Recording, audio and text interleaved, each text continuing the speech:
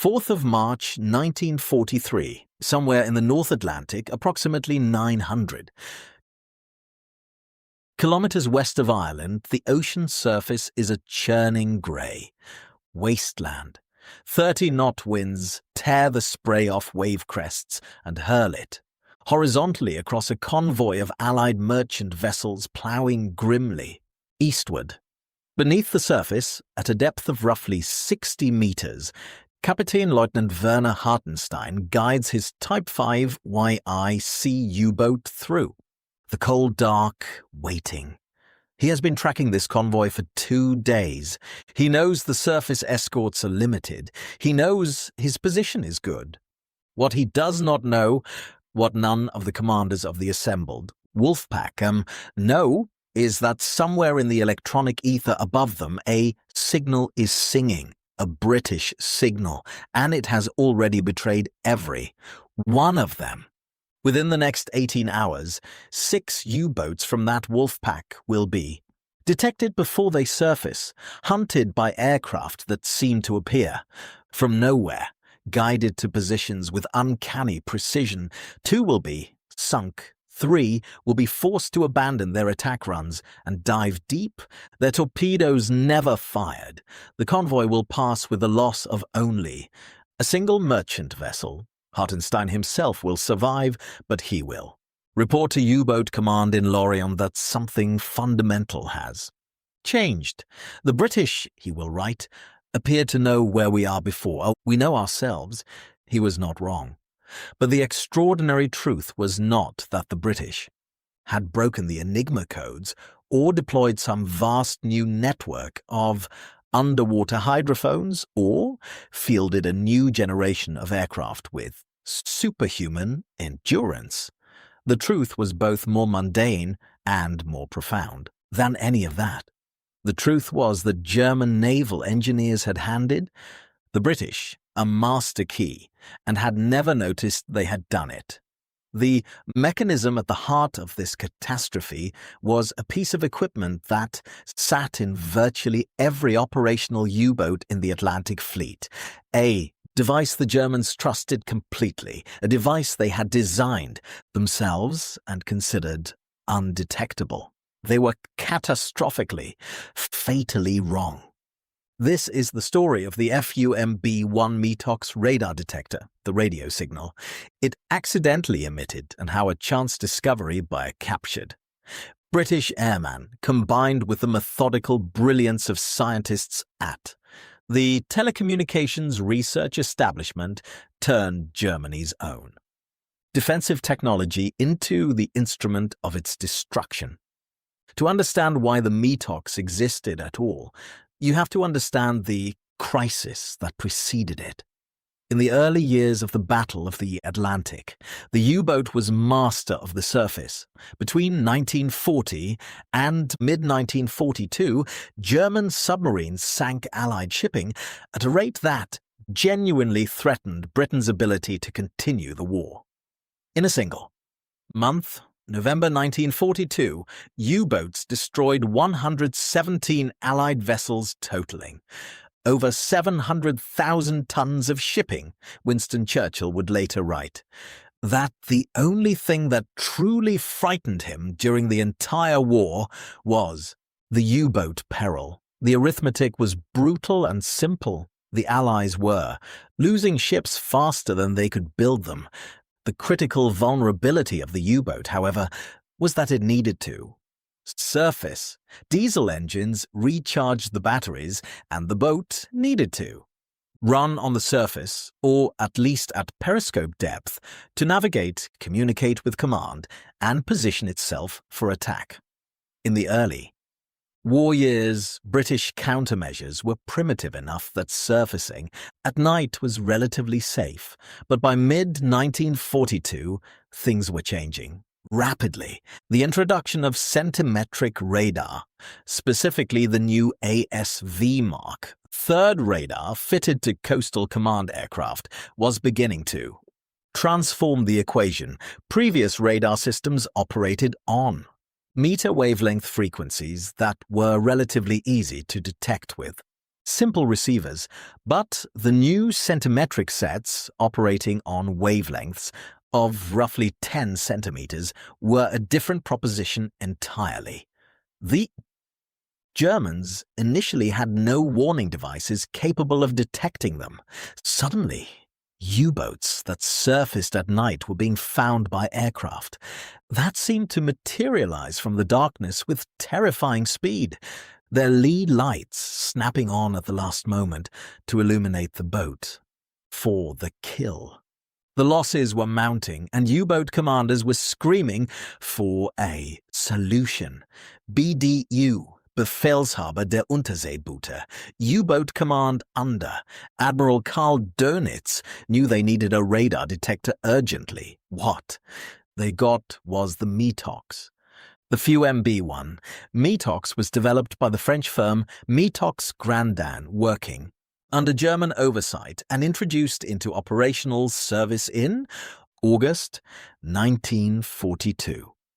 The device was straightforward in principle. It was a passive receiver designed to detect the radar transmissions of Allied aircraft and surface vessels operating on the metric wavelengths the Germans believed the British were still using. The receiver itself was connected to a wooden aerial frame, roughly cross-shaped, about 60 centimeters across, which crews had to mount in the conning tower hatch. When surfaced, a cumbersome arrangement that earned it the nickname Biscay Cross, after the waters where it was first heavily deployed. When the device detected a radar signal, it produced an audible tone through a speaker. The stronger the signal, the louder the tone. Theoretically, this gave the crew time to dive before an aircraft could close for an attack. In the short term, it worked.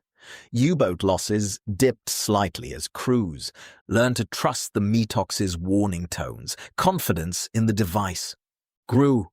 BDU endorsed it enthusiastically and pushed for it to be fitted to the entire operational fleet.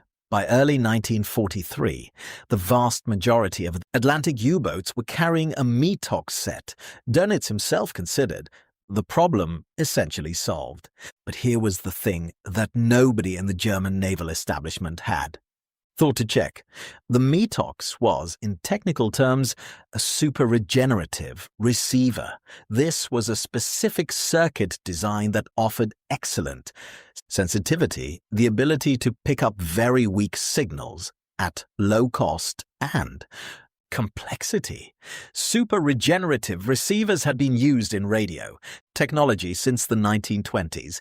They were well understood, efficient, and cheap to produce. They had one significant property that was simply an accepted characteristic of the design, not considered a problem in civilian applications. They leaked.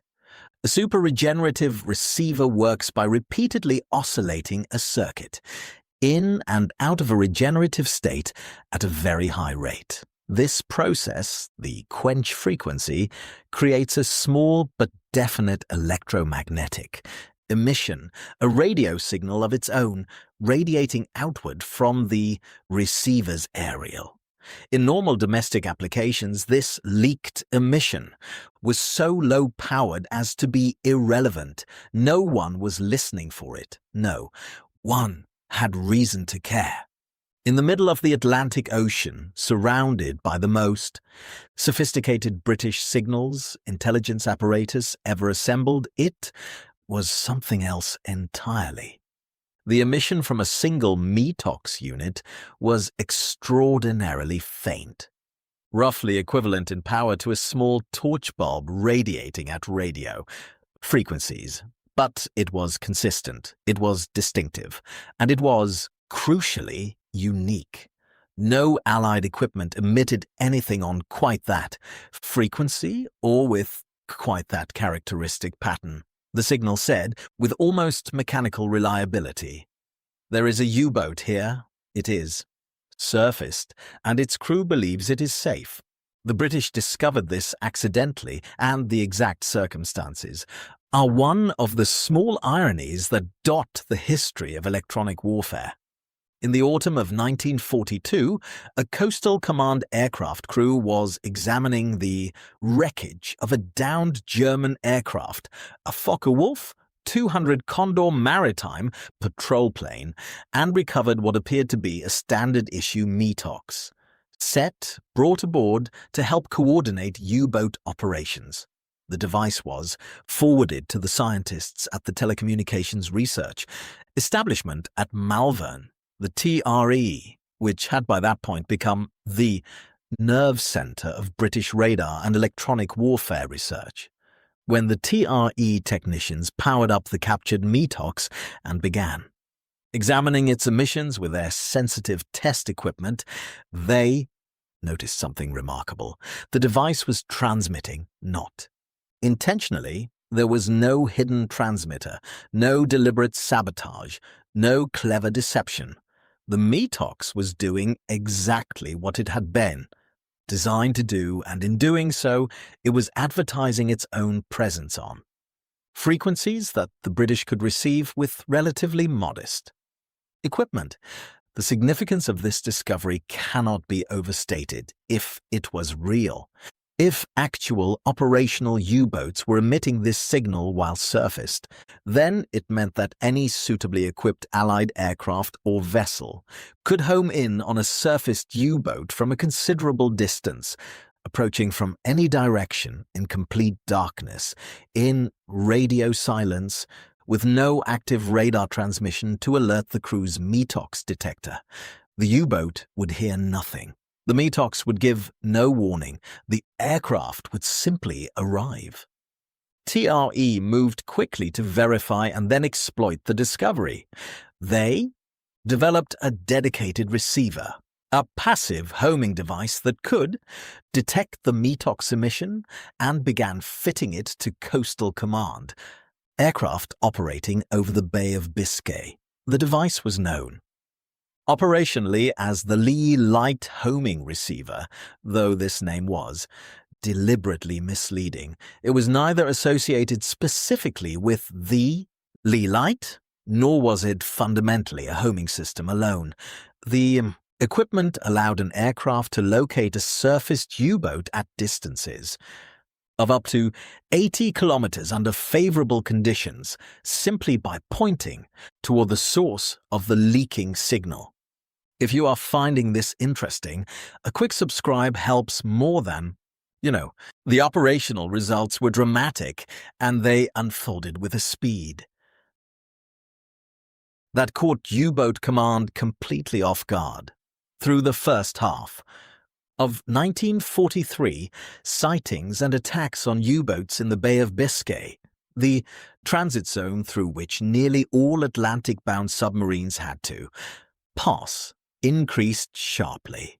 What made the pattern particularly alarming from the German perspective was that these attacks were happening at night, when U-boats had previously felt relatively secure, and they were happening against boats that had received no warning from their Metox receivers. The boats were diving in response to attack, not in response to a Metox alarm. Dönitz's operations staff began collecting reports in early 1943. The pattern was consistent and troubling. Aircraft were finding submerged or surfaced U-boats without any apparent radar emission the crew could detect. One commander reported that his boat had been attacked 3 times in a single transit, each time without the Metox registering a single signal. Another described watching a British Sunderland flying boat emerge from cloud directly overhead on a moonless night its lee, light already blazing, as if guided there by some invisible hand. The Germans initially assumed the British had developed a new type of radar operating on frequencies their detectors could not receive. This was, as it happened, partly correct. The centimetric ASV Mark III was, indeed, invisible to the Metox, but the investigators at BDU went further and generated a second hypothesis. Perhaps the British were homing on the Metox emissions themselves. The debate within the German naval and scientific establishment over. This question became, in retrospect, one of the more consequential arguments of the entire war. In the summer of 1943, captured British airmen, some from aircraft shot down over the Bay of Biscay, were subjected to intense interrogation on the subject. The British, displaying considerable presence of mind, consistently denied any knowledge of such a technique. Several captured aircrew even went so far as to explicitly state that they had been briefed that the Metox signal was undetectable, a claim designed to steer German investigators away from the truth. The deception was supported at the highest levels. The intelligence services instructed aircrew on the cover story before operational deployment, when a German scientist named Dr. Pungs published an internal paper in mid-1943 concluding that the Metox was almost certainly the source of the British homing capability. His conclusions were disputed by other German experts and ultimately suppressed at the operational level because the implications were almost too damaging to accept. To acknowledge that the Metox was the problem was to acknowledge that every single U-boat in the Atlantic had been carrying a beacon on its back. The comparison with Allied equivalents is instructive in understanding just how significant this failure was. The American equivalent of the Metox, the AN/BPS receivers fitted to U.S. Navy submarines, were specifically tested for spurious emissions before deployment, precisely because American engineers were aware that super-regenerative circuits could leak.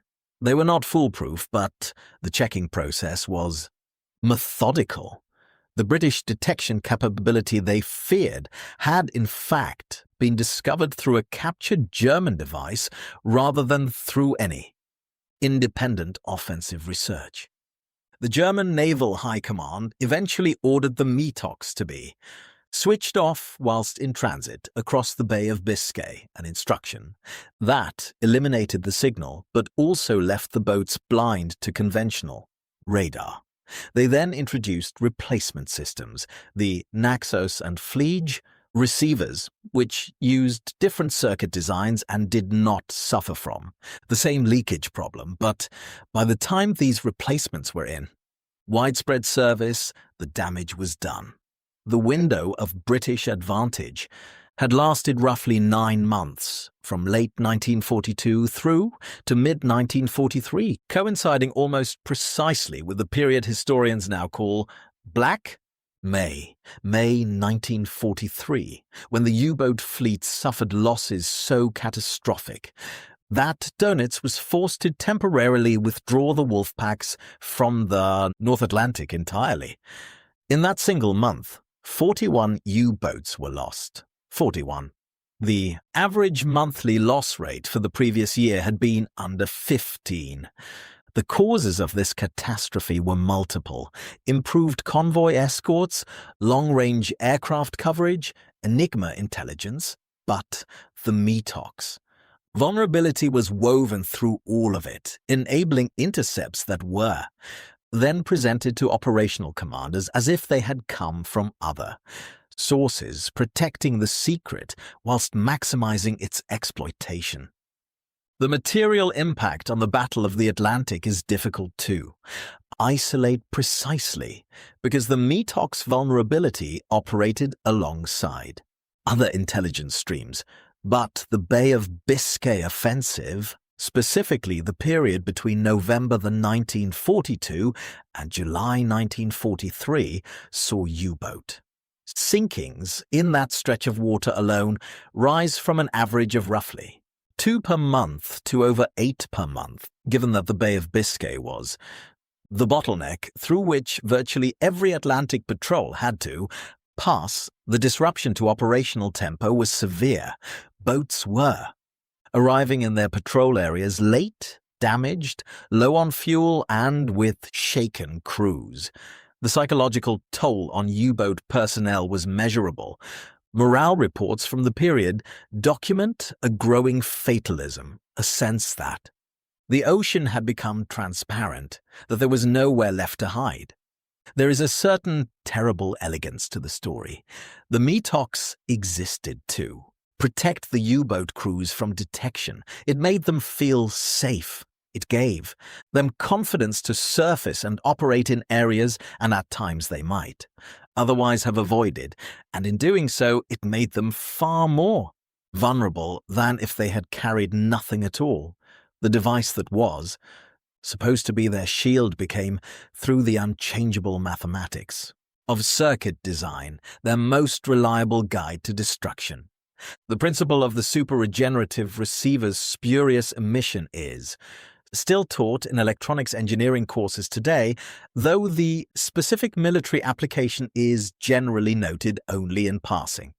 The original captured Metox sets have largely vanished from the historical record. A small number exist in private collections and military museums across Britain and Germany, stripped of their aerials, silent now in a way they never were when the stakes were highest. What can be said with certainty is this.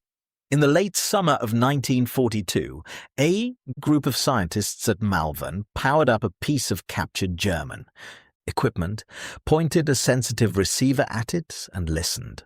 What they heard, that faint, distinctive, characteristic hiss on a frequency number one was supposed to be transmitting on, changed the course of the longest military campaign of the Second World War, not through great resources, not through a revolutionary new weapon, through attention, through the willingness to listen carefully to what the enemies own.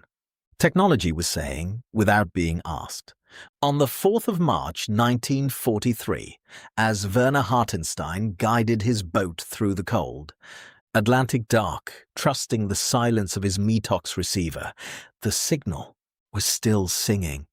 He never knew it was there. He could not hear it, but somewhere above him, a Sunderland was already turning onto an intercept. Heading, guided by a sound the Germans had been broadcasting for months, to any ear careful enough to listen. The Atlantic War was not won by a single weapon or a single intelligence coup, but it was won, and the Metox was one of the reasons, not because it failed to work, but precisely because it worked exactly as designed.